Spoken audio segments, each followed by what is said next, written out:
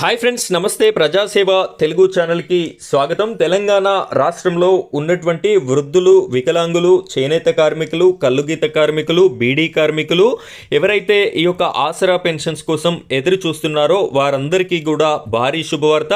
October నెలకి సంబంధించినటువంటి ఆసరా పెన్షన్స్ని అయితే తెలంగాణ రాష్ట్ర ప్రభుత్వం రిలీజ్ చేయడం అయితే జరిగింది. అయితే ఈ యొక్క పెన్షన్ విధానం పాత పద్ధతిలో ఇస్తున్నట్టుగా 2016 లేదా 4016 రూపాయలనే ఇస్తున్నారా?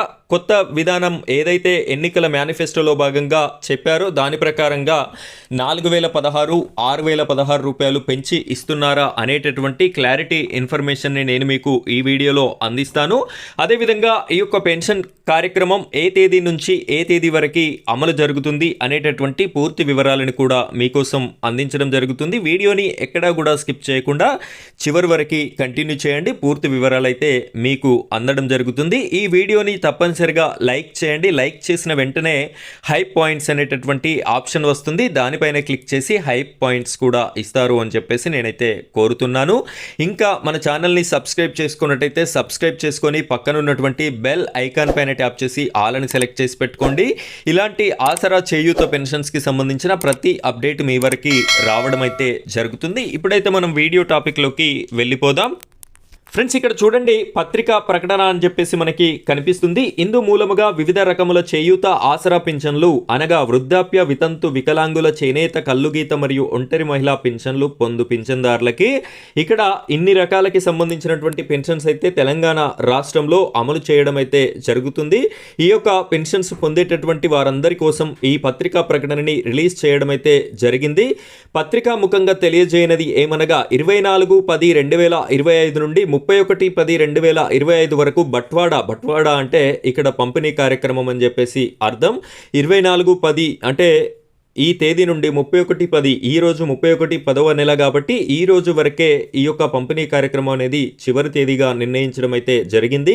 ఇంకా ఎవరైతే ఈ యొక్క పెన్షన్ అనేది తీసుకోలేదో వారంతా కూడా త్వరపడి ఈ వీడియో చూస్తున్న ప్రతి ఒక్కరు కూడా మీరు మీ యొక్క గ్రామ పంచాయతీ సెక్రటరీ గారిని కానివ్వండి, పోస్టల్ శాఖ ఉద్యోగిని కానివ్వండి అడిగి మీ యొక్క పెన్షన్స్ని తీసుకోవడానికి అవకాశం అయితే ఉంటుంది.